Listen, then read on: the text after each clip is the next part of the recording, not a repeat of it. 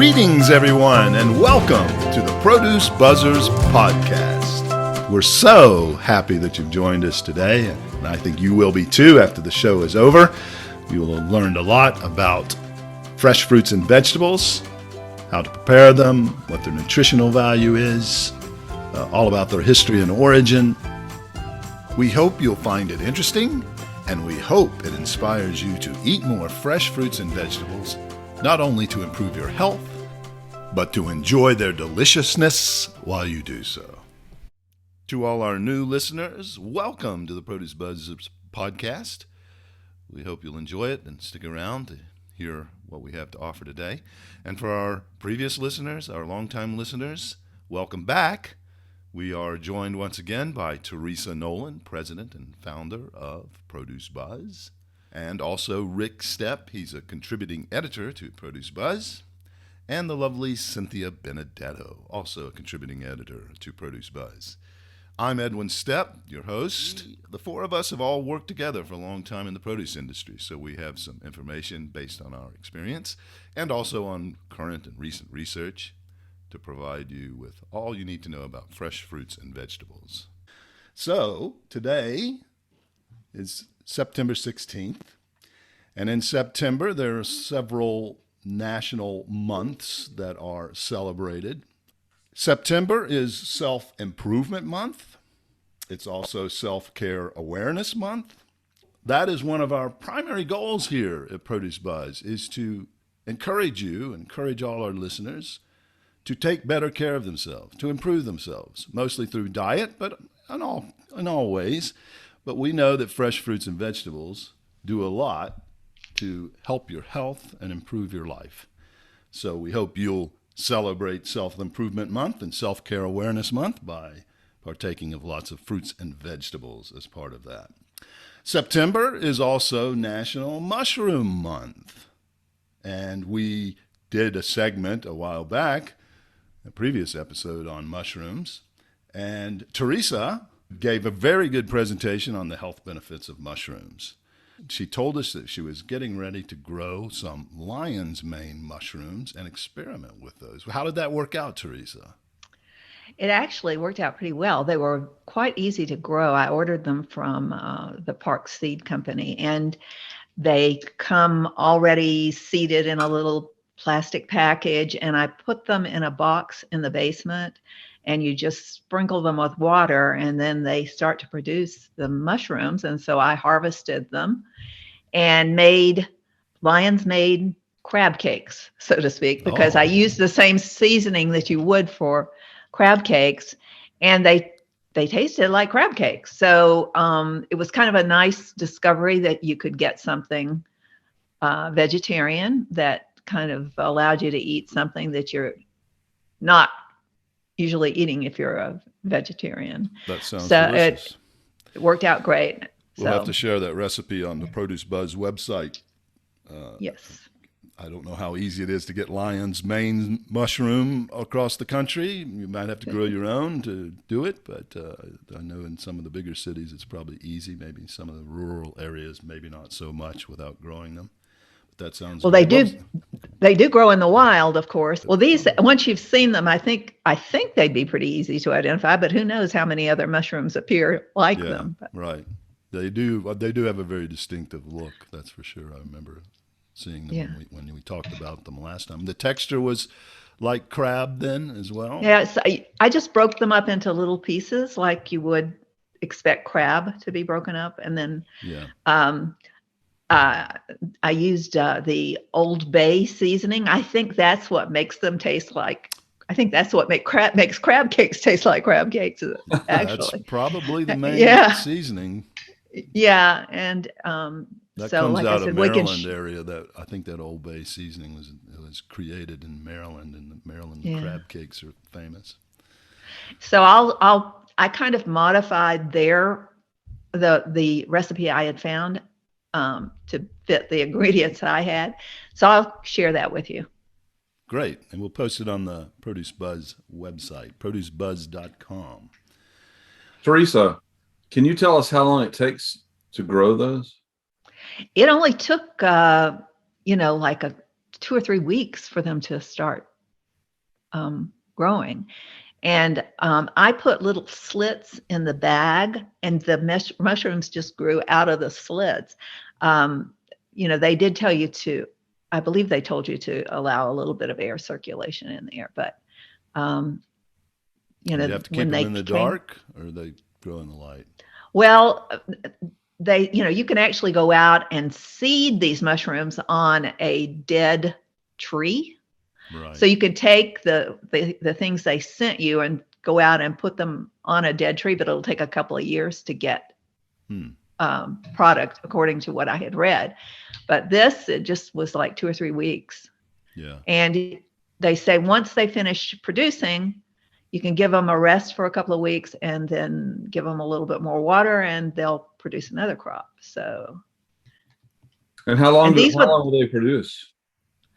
Well, I went on a trip before mine had finished, so I'm not sure what I'll see when I get back. But these are the ones that they had said that Japanese scientists had experimented with Alzheimer's patients, and that they had seen some very positive improvements in people with that and Parkinson's when they ate lion's mane mushrooms. Interesting. You'll get back and your house will be mushrooms all over the walls, the floor. Mold. Oh, dear. I saw someone on the mushroom website post a picture of 2 mushrooms growing out of the tile on a sink in a bathroom, asking, "What is this mushroom?" Was that in a truck stop restroom? I have no idea. But science spirit experiment.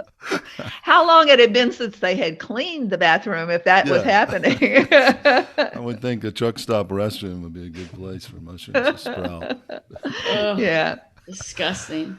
Okay. Well, September is also National Potato Month. We're not going to dwell on potatoes in this episode, but just thought you'd like to know.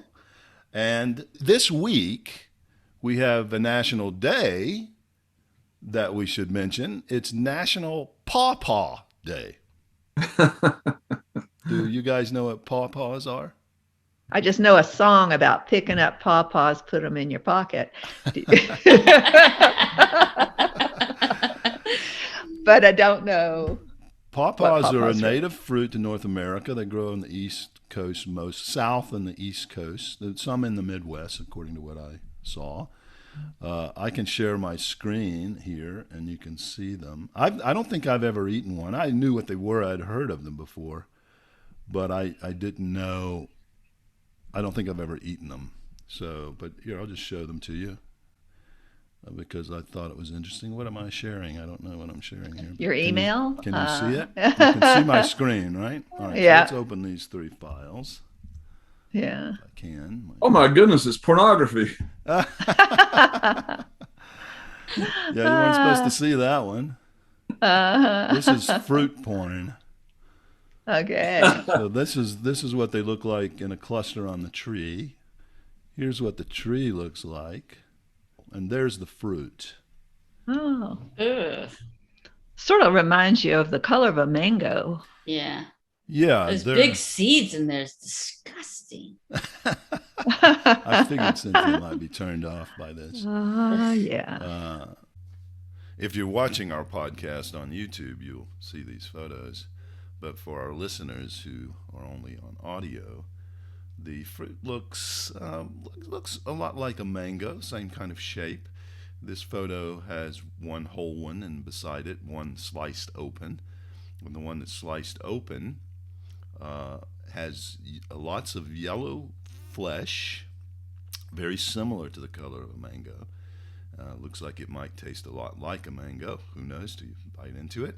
But then there's about 6 or 7, maybe 8 or 9 fairly large seeds. The seeds seem to be about the size of almonds, and they run down the middle. And, of course, you remove those and spoon out the flesh. I thought I read that they're related to the jackfruit, but I may be wrong. They're not related to jackfruit, but they're in the same family as the custard apple, a cherimoya, a sweet sop and the sour sop. Now, those are not very common fruits in North America, but I'm sure many of you will have heard of them. Cherimoya maybe is the most common you'll find here, and very delicious, the cherimoya. So if it tastes anything like that, I think it would be enjoyable to eat. So it's sweet and, custardy, they say. It's like the custard apple, kind of has that same texture.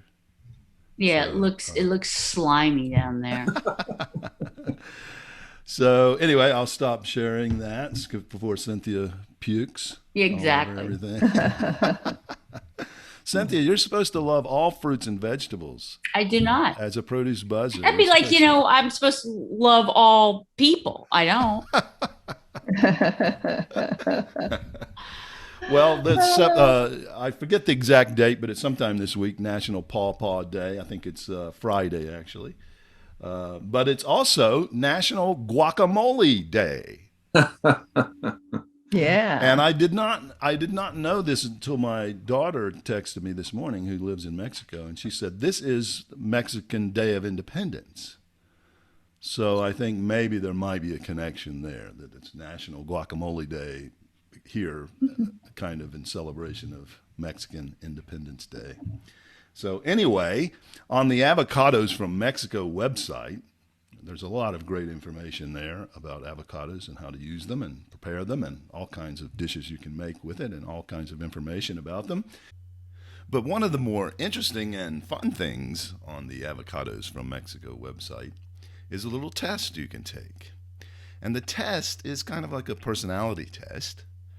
And you answer a few questions about things you like, don't like, and it spits out what type of guacamole recipe best matches your personality.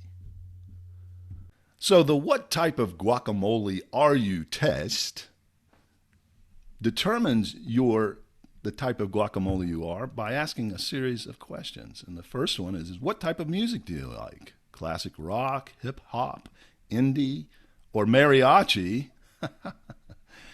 The next question is, what favorite spice do you put in guacamole? And that's salt and pepper, cumin, cayenne, and garlic. And then, where would you most like to travel? Paris, France, Cancun, Mexico, Portland, Oregon, or New Orleans, Louisiana, or Nolans, as they say there. And then, what is your favorite avocado dish? Avocado toast, avocado burger, stuffed avocado, or deep fried avocado? Oh, I've never had one of those, but I have seen them on menus before. And then the last question is, what is your ideal avocado accessory? The perfect avocado slicer, an avocado tattoo, which I actually saw in a store the other day. There was the girl at the checkout counter had an avocado tattoo on her arm. Wow. And I had to compliment her on promoting avocados. Or avocado art, or an avocado necklace. I guess those accessories are not really made out of avocados, but if you wore a necklace with an avocado on it, that could be kind of gross after a while. So our produce buzzers answered those questions, and then what type of guacamole are you test told them what kind of guacamole they were. Now let's find out from our produce buzzers what kind of guacamole they are. Let's start with Teresa. Teresa, what kind of guacamole are you? This will not come as a big surprise to all of you, but I am the classic Mexican guacamole. It says you are a straight-laced, no-nonsense fellow. You like to play by the rules and don't often find yourself coloring outside the lines, but why mess with a classic? Okay. I'll second that. Okay. Yeah. Rick, what kind of guacamole are you? Well, like Teresa, I'm the classic Mexican guacamole. And the same exact description that Teresa read. Yep. And I do have a complaint, though, because they didn't give enough options of things like. Agreed. What type of music do you like? I mean, come on. They could at least 10 different genres. And then also, which place would you most like to go to travel to? Yeah, third world countries, None of the above. junk, like, like a war zone or a place that they make croissant. Afghanistan. Yeah, they should have had none of the above. Yes. Yeah. Well, since we got 2 out of 2 with classic, I guess I'll make it 3 out of 3. I was also classic Mexican guacamole, so it'd be interesting. 3 out of 3. How about like 4? You also are. Yeah, so it's going to be like 3, like tic tac toe. That's because we're gringos. That's probably it. Okay. Well, I slur, but anyway. I just went through and did it once more, and I changed some of the answers. And what did you get? It came, and then it came up because I chose like mariachi music and stuffed avocado and what crazy stuff! Yeah. Stuffed avocado. Yeah. You gotta go with the fried. So when I did that, it came out, I'm a beer and bacon guacamole, the hippest of the hipsters. You live for craft beers, listen to obscure bands, pride yourself on not having Facebook, and hate being called a hipster. You may also have a thick beard or mustache, depending entirely on your ability to grow facial hair. Well, I've been trying to keep that a secret, but right? I got a good esthetician that I'll introduce you to. Okay. So all If they would four of have us, had enough options, yeah, we would have been hillbilly. Well, For sure. why is it that these are all directed towards men? That's a good question. I just went through and did everything opposite of what I chose the last, or at least what I think is opposite. And I'm smooth, spicy guacamole. This is for the party animal. You live life to the fullest and tend to be a bit fiery by nature. At night, you're almost guaranteed to be dancing, whether by yourself in a parking lot or at a salsa club. Get your recipe here. When you want being Well, honest, that's what I've been hearing really downstairs. Exactly. The dancing in a parking lot by himself, like that's not crazy part. It was the other part. I didn't say anything about my facial hair, though. And I guess that could be man or woman there, Cynthia. Yes.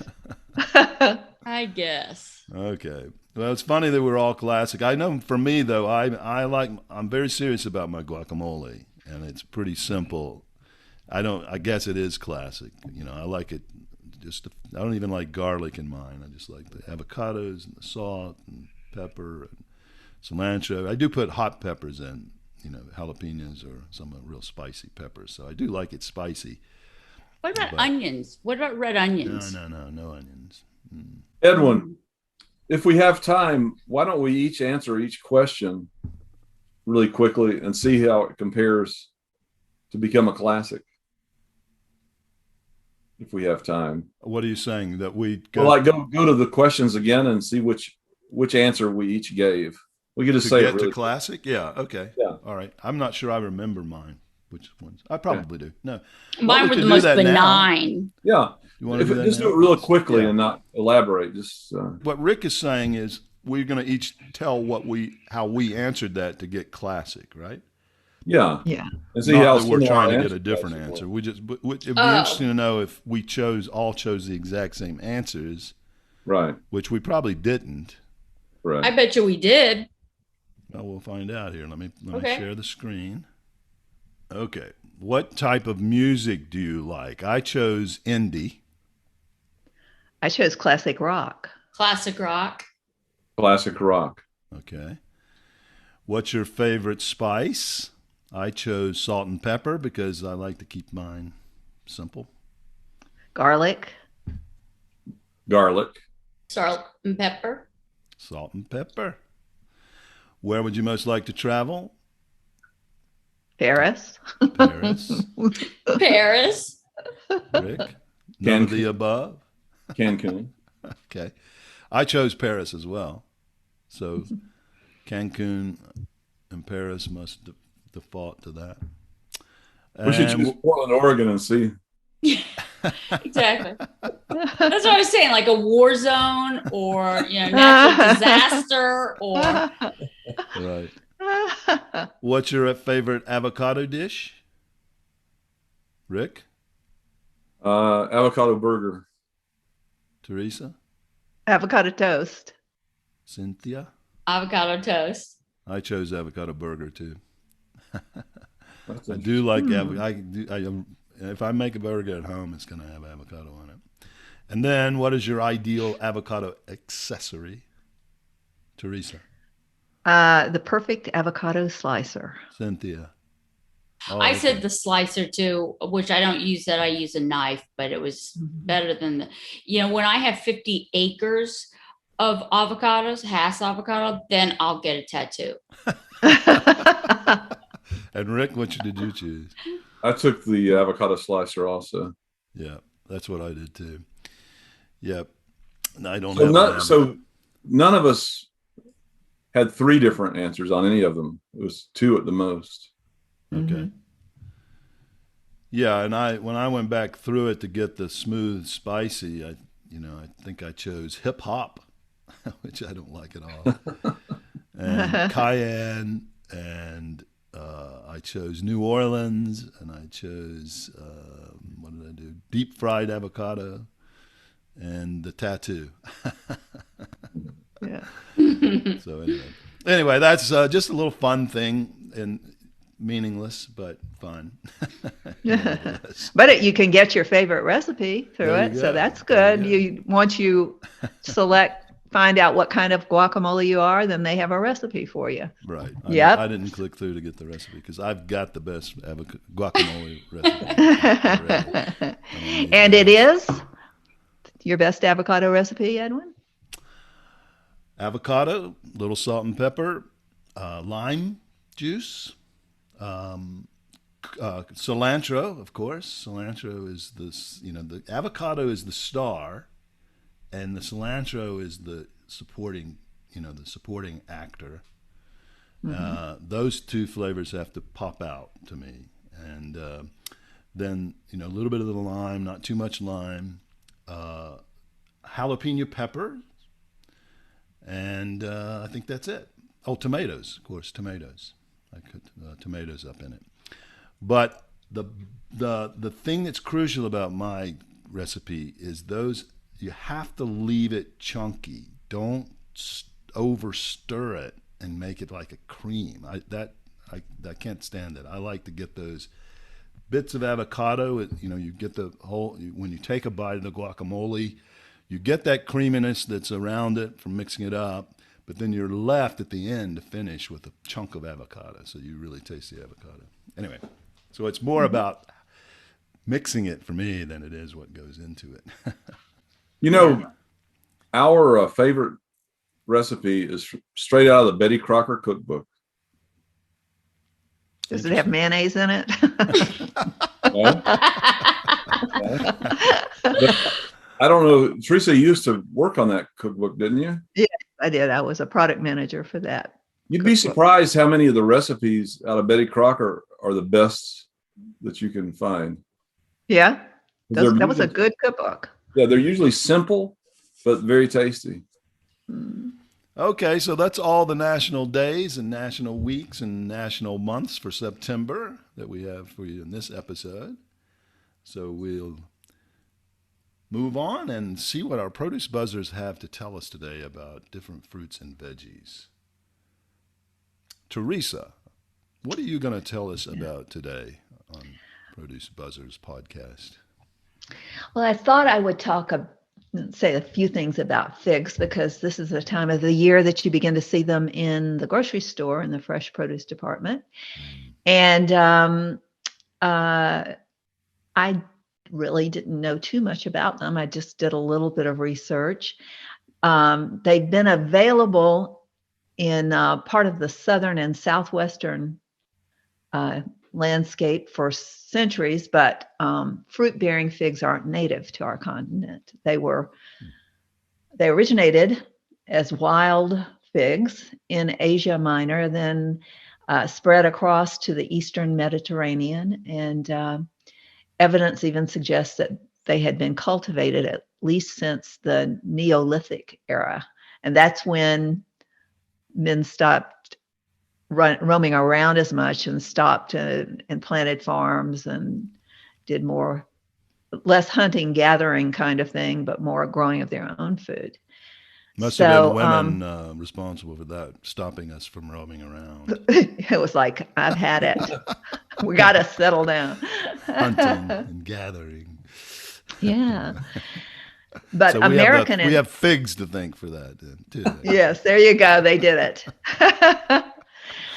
Well, American and Israeli archaeologists found an 11,000-year-old dried fig at Neolithic villages in the Jordan Valley. And there were some Sumerian tablets from 4,500 years ago that discuss cooking with figs. And the Egyptians used fig syrup as a popular sweetener. And figs were among the foliage growing in the Hanging Gardens of Babylon. So, I think that figs must be a pretty hardy tree, because one of the articles I read about it, the woman said that they had a fig tree in their yard and her mother didn't have time to really take care of it, and it just produced figs like crazy. And if it had anything wrong with it, she expected it to heal itself. And they just were able to harvest figs off of them constantly. And I know, Edwin, you said you've seen them growing all over California. Yeah, there's I'm sure they're not native to there. People planted them in their yards, but so many yards. I'd go on my walks through Pasadena, California, where I lived, and I knew where all the fig trees were in Pasadena, so I could grab a few on my walks. But they grew pretty heartily, and it's not quite a complete desert there, but it's very dry and hot, so probably is due to their hardiness that they can grow so well. Yeah. So when you're looking for figs, they should be plump and what one person described as richly colored. The skins can be a bit scarred or stretched, but there shouldn't be any leaking fluid from them. Figs that feel firm to the touch or have a milky substance oozing from the stems are not ripe, and you should avoid them. Ripe figs can be refrigerated and used within a couple of days of purchase. The brown mission and brown turkey fig are the varieties that you see most often in your produce department. And if anyone has heard about figs having a dead fig wasp inside, you can stop worrying about that, because the black mission and brown turkey and the Celeste variety and a number of other popular varieties are self-pollinating fig trees, and they don't require a fig wasp to bury into the fruit in order to produce the fruit. So that's interesting. I think I vaguely remember seeing something about that, about figs. But so what happens? They're pollinating certain types of figs, not these that you're talking about, these varieties. And they have to get in the fruit to pollinate it? I'm not quite sure. They have to burrow into the fig itself to pollinate it. Okay. So, and then they leave it and the fig heals up, or? The fig wasp begins and ends its life inside the fig. So a young female wasp will leave the fig she was born in, search for a fig in which to lay her eggs, and then she never leaves, but of course the eggs hatch and the young wasps leave. And apparently they're shorter than an eyelash, and they will fly as far as 6 miles to find a tree with flowering figs. So they squeeze in through a tiny opening to get inside. And it says the opening is so small that when climbing in, the wasp tears her wings and an antennae, which means she'll never be able to leave. So she lives her life inside the fig. Wow. Drunk on sugar, I guess. That sounds like some Greek tragedy.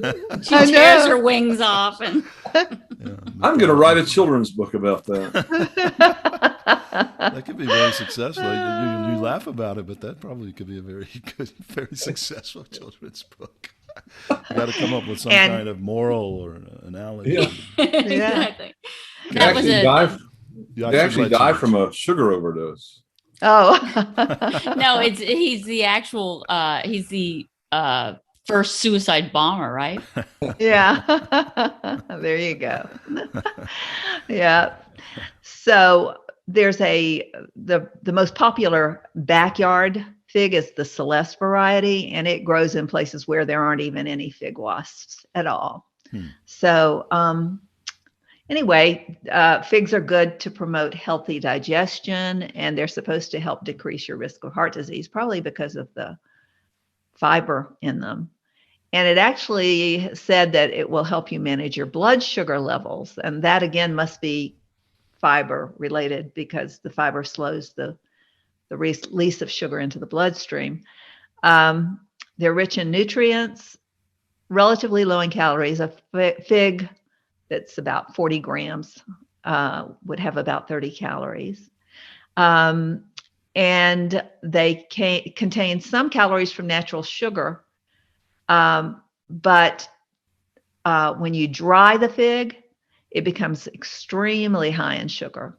So you have to be more careful if you're watching your sugar consumption if you're eating dried figs. And they also contain small amounts of wide variety of nutrients, but they are really rich in copper and vitamin B6. Copper helps in several bodily processes, including metabolism and energy production, formation of blood cells, connective tissues, and neurotransmitters. And B6 is an essential vitamin to help your body break down dietary protein and create new proteins. And it's also important in brain health. Yeah. So that's, pretty much the rundown on why you should eat figs. There are some people that are allergic to figs. And I even saw some information that talked about making a tea from the leaves.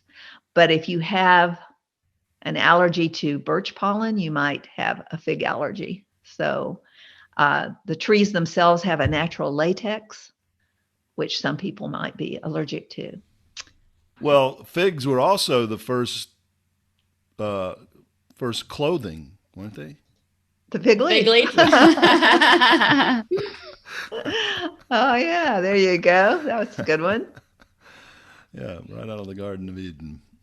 Yeah, they sometimes use fig leaves to wrap dishes containing rice and meat and other fillings too. Oh my God, those are the best. Like when you go to a Greek leaves. restaurant, my gosh. Mm-hmm. I've never had anything wrapped in a fig leaf that I remember. They're so good. The grape leaves, of course, I'm very familiar. What do they call those? Dolomites or something? Yes. Mm-hmm. And there's another name for the fig. Now that I'm thinking of it, maybe I did have fig leaf, something wrapped in a fig leaf once. Well, Adam had something wrapped. Her name was.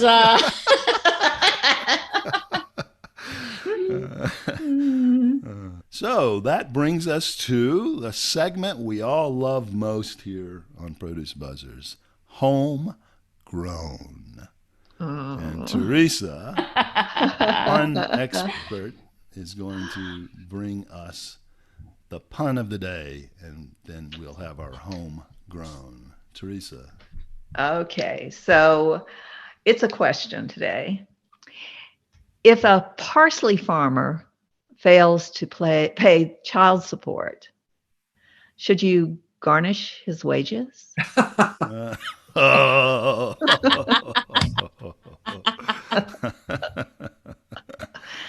Oh, come on. We're supposed to groan, not laugh. That was good, Teresa. That was good. Where do you find all these, Teresa? Is there a website that you go to? She makes them all up.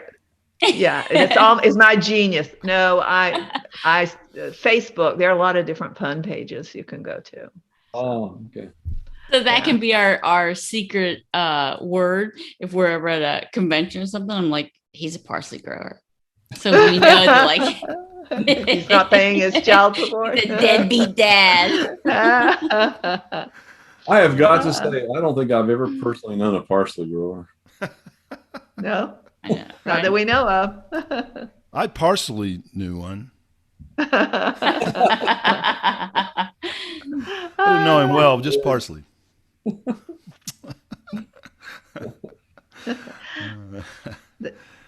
Well, They thank probably you for didn't the. have- That's more of a malaprop, isn't it? Yeah. You were going to say something, Teresa. Oh, I was going to say something like if they weren't paying their child support, they probably didn't have much celery. Oh, that's right. She said garnish and celery. That's an opportunity for a double pun. I've been like, oh, he didn't have much cabbage. You know, I haven't even seen parsley as a garnish in recent history. I'm sure I'm probably not hanging out in the fancy restaurants. Well, don't you? Your fancy cookbook doesn't say like fresh parsley. Nothing that I know of. I see it in the grocery store near the cilantro. Yeah. Yeah, so I've actually picked up that Italian flat leaf parsley by mistake, thinking it was cilantro a couple of times. You gotta smell it. I know. I was just in a rush, and actually, one time I think they actually had it. The produce manager, I know this will come as a shock that a produce manager would make a mistake like this, but I think they actually put it in the bin that was marked cilantro. No way. That would never happen. They don't properly identify. Well, you know, the traditional parsley like they use for a garnish in restaurants. The curly parsley. Yeah, that used to always end up on my plate, and I would actually eat it. It's not good for your breath. I didn't really like it, but I just thought I'm not going to waste this. So I would, after I finished my meal, I would actually eat it. It is supposed to be good for your breath. Yeah. And I love tabbouleh. Do you guys ever eat tabbouleh? Mm-hmm. Greek, I think last time I had it, I was with you. Mm-hmm. Oh, really? Okay. Mm-hmm. I make my own too, and it's made best from that curly leaf parsley. I love it. I love it. It's great. How do you wash it? With water. I don't know. I'd taken a cooking class, and so she said the best way to do it was so you chop it up first, then put it in like either paper towel or something, or a cheesecloth, and run it underwater, and then you wring the water out, and then your parsley is not clumped together and wet. Right. Okay. Yeah, I usually wash it before I chop it up. Well, thank you, Cynthia. Great tip on washing parsley. But unfortunately, we're out of time, Produce Buzzers. Hope you enjoyed today's episode. Don't forget to check out the Avocados from Mexico website and find out what kind of guacamole recipe fits your personality best. And don't forget to eat a lot of figs. And celebrate National Self-Care Month and National Self-Improvement Month. If you do, you'll feel better, you'll look better, and you'll perform better in whatever your endeavors are. Thanks again for joining us, and hope to see you on the next episode. Well, thank you, listeners, for tuning in to the Produce Buzzers podcast, brought to you by Produce Buzz, the gathering place for lovers of fresh fruits and veggies. We hope you were entertained a bit and educated a lot about fresh produce. Be sure to join us next time, and please tell your friends to do so as well. Like, share, and comment on our Produce Buzz Facebook page, and check out our website at www.producebuzz.com. There you will find articles about fresh fruits and veggies, how to select, store, and prepare them, as well as lots of interesting facts about all the wonderful bounty the earth provides for us. Until next time, be fruitful and don't forget to veg out.